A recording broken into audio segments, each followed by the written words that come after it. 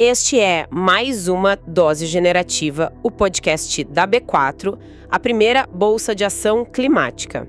E hoje nós vamos mergulhar num assunto que afeta todo mundo que já pisou num supermercado com a melhor das intenções. Ah, com certeza. Aquele sentimento de querer fazer a coisa certa na hora das compras. Exatamente. Imagina a seguinte cena. A pessoa tá lá no corredor de limpeza e procura um produto novo. Aí, na prateleira, tem um frasco com uma embalagem toda verde. Bem vibrante, né? Muito vibrante. Cheia de folhas desenhadas, uns tons pastéis e um slogan gigante que diz algo tipo, salva os oceanos. O instinto imediato da pessoa é colocar aquilo no carrinho na hora. Porque, quem não quer salvar os oceanos, sabe? Pois é. Mas aí que tá o problema. E se, na vida real, a fórmula desse exato produto estiver, despejando um monte de fosfatos tóxicos na rede de esgoto e destruindo a vida marinha local? Nossa, isso acontece muito, sim. E como que alguém que não tem um diploma em engenharia ambiental consegue descobrir que caiu numa armadilha dessas? Olha, essa é a grande questão do nosso tempo, sem dúvida. As pessoas querem consumir de forma consciente, mas existe uma assimetria de informação monumental aí. Uma distância enorme entre quem fabrica e quem compra, né? Exato. É uma disparidade entre a fábrica e a prateleira. E é exatamente por isso que a nossa análise profunda de hoje é tão urgente. Vamos desempacotar isso então, porque o nosso mergulho hoje é no material chamado Sustentabilidade na Publicidade, desvendando o anexo U do CONAR e combatendo o greenwashing. Se a gente olhar para o mercado nas últimas décadas, a mudança na forma de consumo é colossal. Sim, a sustentabilidade não é mais aquele departamento periférico e empoeirado no fundo das empresas. Não mesmo. Virou absolutamente inegociável. É um pilar central na hora de decidir o que comprar. E o que impulsionou essa mudança de uma forma muito clara para todo mundo foi a conscientização global sobre a necessidade climática. Com o agravamento da escassez de recursos, o aumento da poluição, a sociedade mudou. As pessoas passaram a exigir uma postura que não fosse só ética, mas radicalmente transparente por parte das corporações. Certo, mas aí entra o lado sombrio no mercado, né? Pois é. O problema é que, como acontece em qualquer movimento de mercado que ganha muita atração e muito dinheiro de forma rápida, surgiu um vácuo. E muita gente quis se aproveitar. Totalmente. Campanhas publicitárias inteiras começaram a distorcer as coisas, a exagerar ou até inventar do zero alguns benefícios ecológicos. O objetivo era puramente capturar a atenção de um público que estava ali vulnerável a essas narrativas bonitas. Então, a nossa missão hoje é entender os mecanismos dessa engrenagem toda, como o mercado brasileiro está reagindo a essa enxurrada de promessas falsas, como a gente separa as empresas que estão fazendo o trabalho duro daquelas que só contrataram uma agência para fazer uma maquiagem verde. E é aí que entra o papel do Conselho Nacional de Autorregulamentação Publicitária, o famoso CONAR, mais especificamente o anexo U deles. Certo, mas antes da gente entrar nas regras, explica pra gente o que é o CONAR, porque tem muita gente que acha que é um órgão do governo. Sim, isso é uma confusão comum. O CONAR não é do governo. Ele é uma organização não governamental mantida pelo próprio mercado publicitário. Tipo um tribunal de ética do próprio setor? Exatamente. Eles perceberam que se eles continuarem permitindo que o marketing verde corresse solto, a credibilidade de toda a indústria ia desmoronar. Ninguém ia acreditar em mais nada. Faz sentido. E o mais fascinante do anexo U, que é focado em apelos de sustentabilidade, é que ele não foi escrito baseado em opiniões de meia dúzia de pessoas. Ele tem base técnica, né? Muita. Tem um alinhamento rigoroso com diretrizes globais. Coisas da Câmara Internacional de Comércio, da OCDE, da ASA lá do Reino Unido e também com o WFA Planet Pledge da ONU. Caramba, o negócio é sério. Eu gosto de pensar nesse cenário usando uma analogia financeira que o nosso material sugere. Antigamente, o mercado de apelos ecológicos era meio que um velho oeste da publicidade. Qualquer um se autoproclamava o salvador do planeta. Isso. E aí o anexo U chegou, mas não como um xerife de filme que chega atirando. Ele chegou mais como um auditor financeiro implacável. Essa metáfora do auditor é perfeita. É como se a agência chegasse e falasse: nós somos a empresa mais sustentável do mundo e o auditor sentasse na mesa, abrisse uma pasta e dissesse: Excelente afirmação. Agora mostra os recibos. Abre os balanços e prova a matemática. É isso. E essa ideia do auditor introduz a regra de ouro desse documento. Ações periféricas não podem lavar o histórico central de uma corporação. Como assim na prática? Imagina uma empresa de mineração. Uma empresa com um longo histórico de degradação ambiental estrutural. Eles não podem, de repente, financiar a reforma de uma pracinha local e usar isso para pintar toda a imagem da empresa de verde. Ah, entendi. Seria muito fácil, né? O auditor do CONAR vai olhar para isso e falar: a proporção está errada. O seu negócio principal destrói milhares de hectares. A pracinha não equilibra essa balança. A comunicação tem que ser proporcional ao impacto real, certo? Mas como esse auditor trabalha no dia a dia? O material mostra que o CONAR usa 6 princípios fundamentais. Eu não quero só listar eles, eu quero entender a engrenagem por trás. Vamos lá. Digamos que uma empresa quer lançar uma campanha amanhã.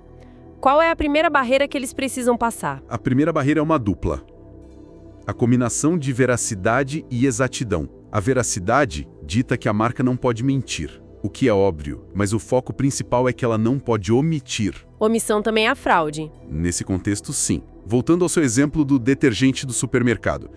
Ele pode até ter um componente biodegradável, mas se o resto da fórmula despeja fosfato poluente, focar só no componente bom e esconder o impacto letal fere a veracidade. E a exatidão? A exatidão é a prova científica. Acabou aquela era do slogan poético tipo "poupamos muita água para as futuras gerações". É o fim da poesia vazia do marketing. Exato. O auditor quer precisão cirúrgica. A campanha tem que dizer: reduzimos o uso de água na fabricação em 30%, conforme aferido pelo relatório técnico independente X, que está no nosso site.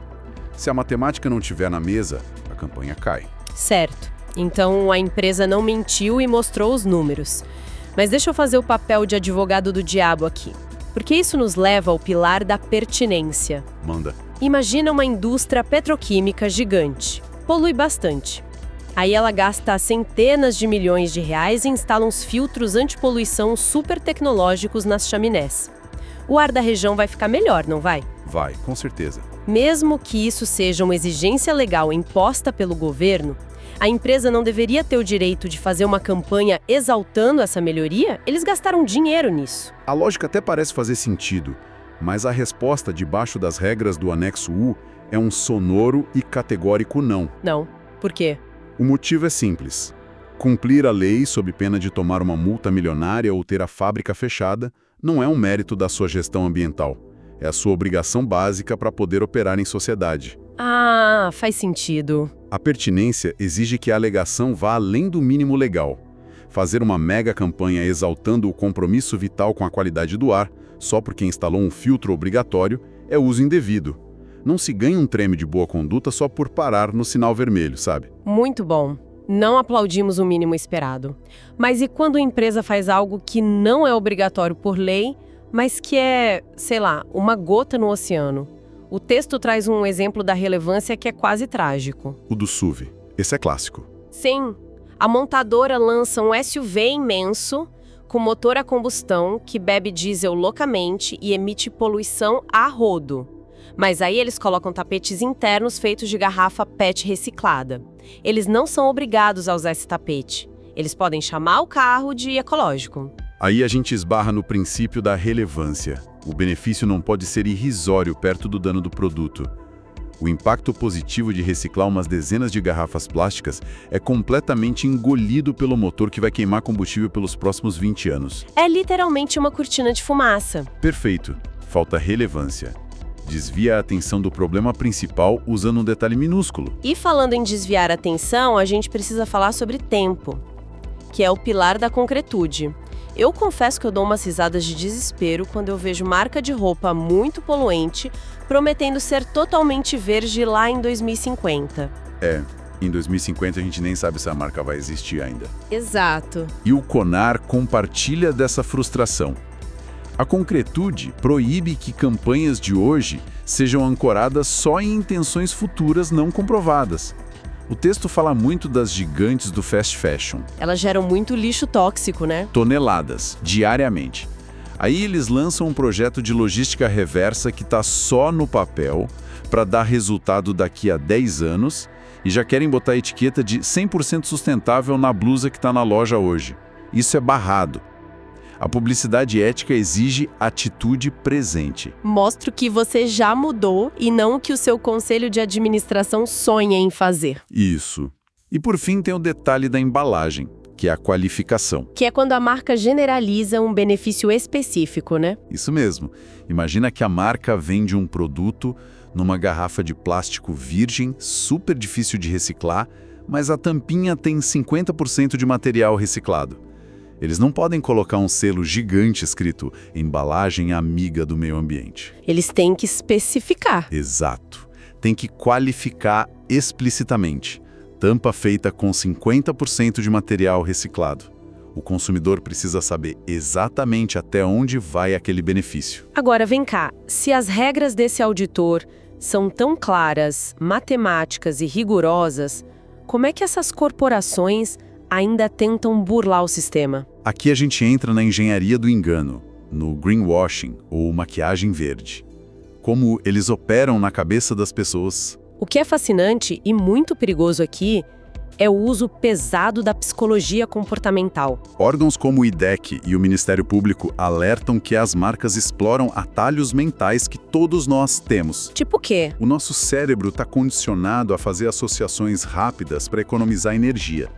Então, quando a pessoa está andando num supermercado e vê uma embalagem verde pastel com ilustrações rústicas, umas folhas, e palavras com prefixos tipo eco, bio ou natural... O cérebro relaxa. Exato. Ele baixa a guarda e associa aquele produto a algo inofensivo à natureza e saudável. Mesmo que, quimicamente, o conteúdo daquela garrafa verde seja puro veneno industrial. É um hackeamento do cérebro. E o Ministério Público até montou um catálogo da fraude, né? Sim, eles listam como as agências estruturam essas mentiras. Detalha pra gente algumas táticas desse catálogo. A primeira é a falta de provas. A falta de provas é a alegação solta. Uma grande marca de cosméticos imprime na caixa não testado em animais. Mas quando alguém vai procurar o lastro disso, descobre que a empresa não tem nenhum certificado de terceira parte, como selo oficial cruelty-free. Ninguém auditou. Ninguém. É a palavra do marketing contra a dúvida do consumidor. Não tem prova independente nenhuma. E eles combinam isso com as informações vagas, certo? Onde o marketing escolhe palavras que soam incríveis, mas não significam nada no mundo jurídico ou científico. Perfeito. O texto dá o exemplo do desinfetante feito de compostos petroquímicos super pesados. A agência vende com o slogan "O toque natural da floresta na sua casa". Meu Deus! Mas por que eles usam isso? Única e exclusivamente porque a fábrica adicionou 0,1% de uma fragrância artificial que imita cheiro de pinho. Isso é absurdo. A palavra natural ali é um vazio semântico total.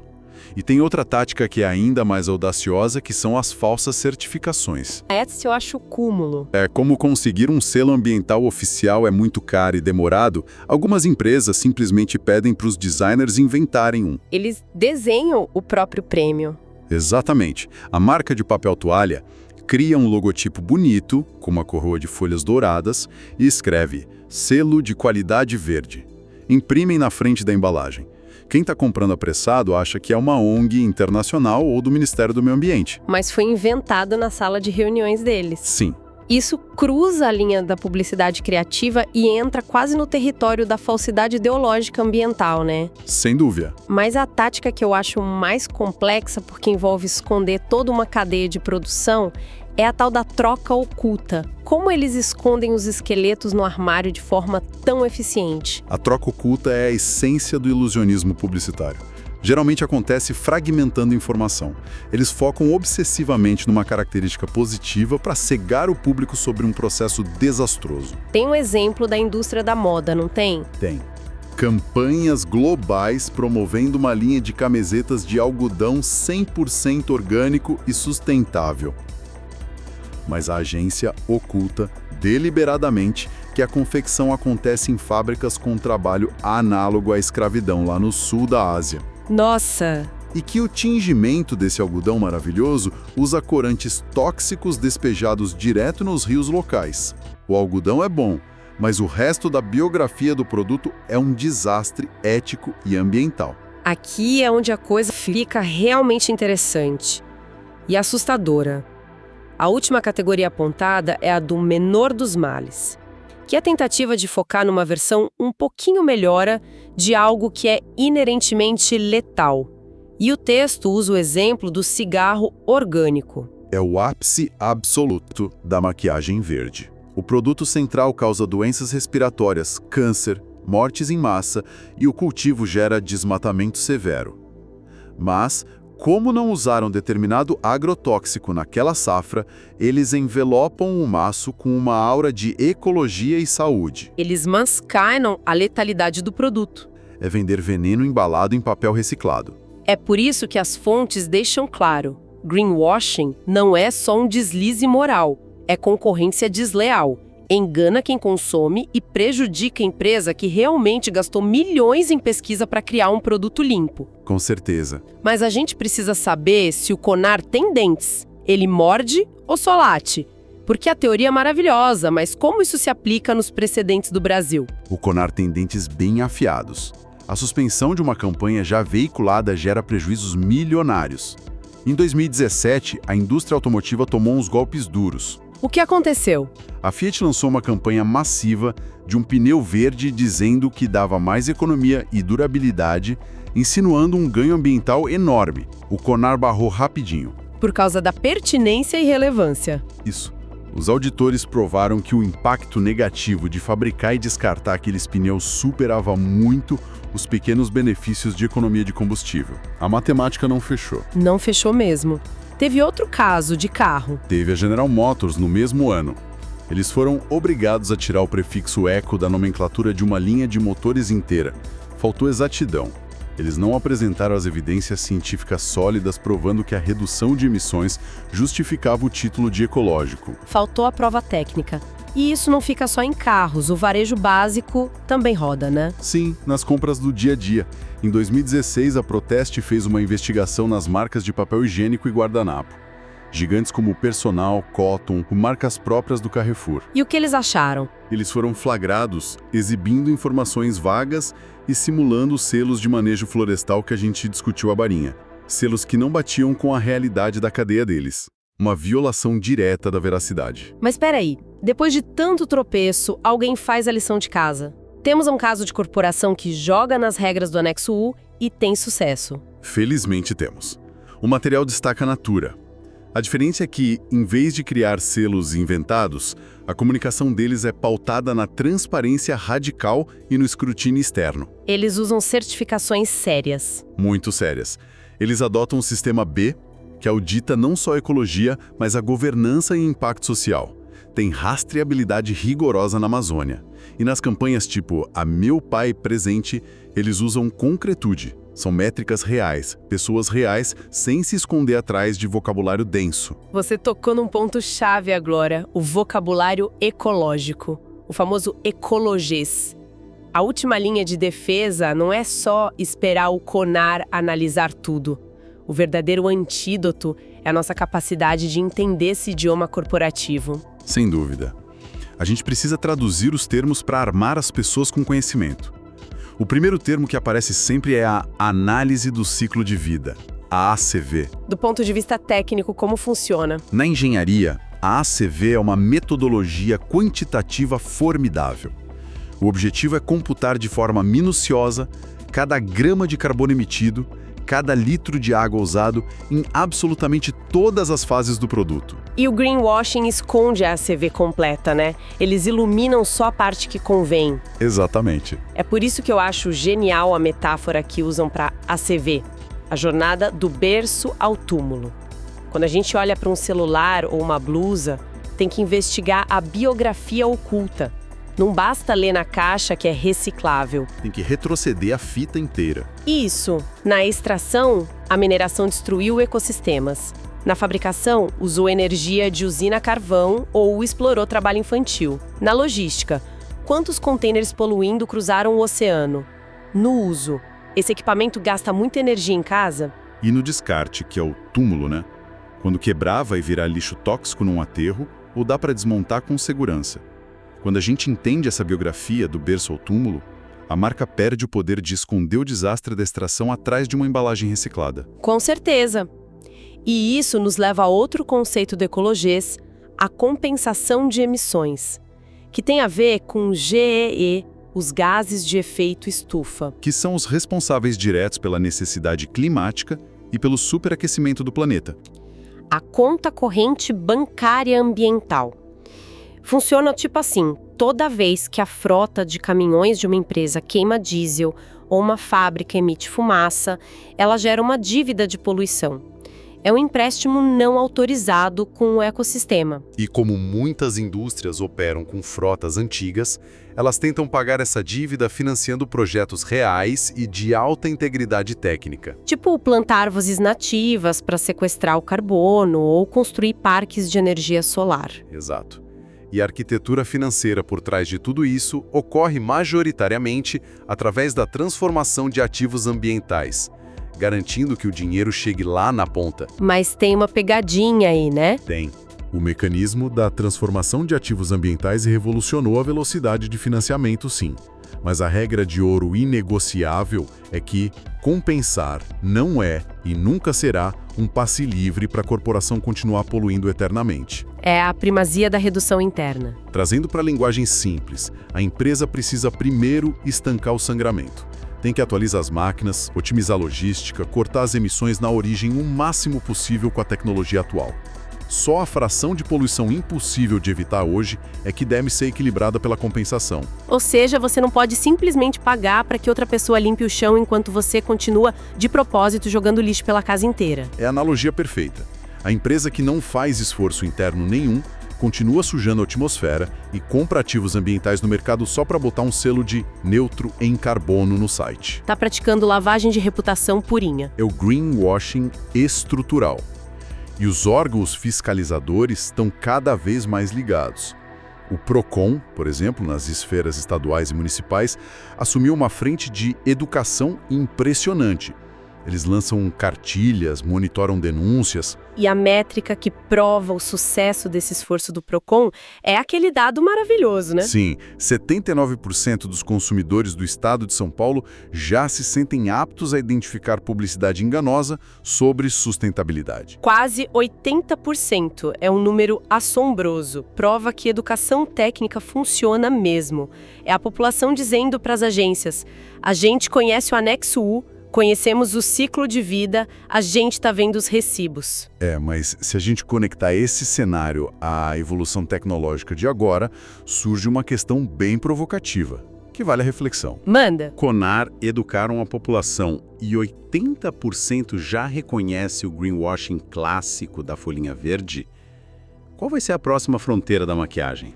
Boa pergunta. Com a explosão da inteligência artificial generativa, será que o próximo passo não vai ser criar narrativas publicitárias de ecoansiedade em massa? Campanhas super personalizadas para os medos individuais da pessoa nas redes sociais. Isso.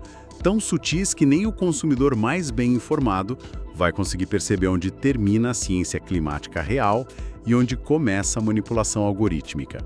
O desafio para separar a verdade da ilusão vai escalar drasticamente. 2026 é o ano da conformidade e você não pode ficar de fora. Esse foi mais um Dose Regenerativa, o seu programa da B4, a primeira bolsa de ação climática do mundo. Acompanhe a gente aqui no Spotify e não esqueça de abrir a sua conta na B4 em www.b4.capital.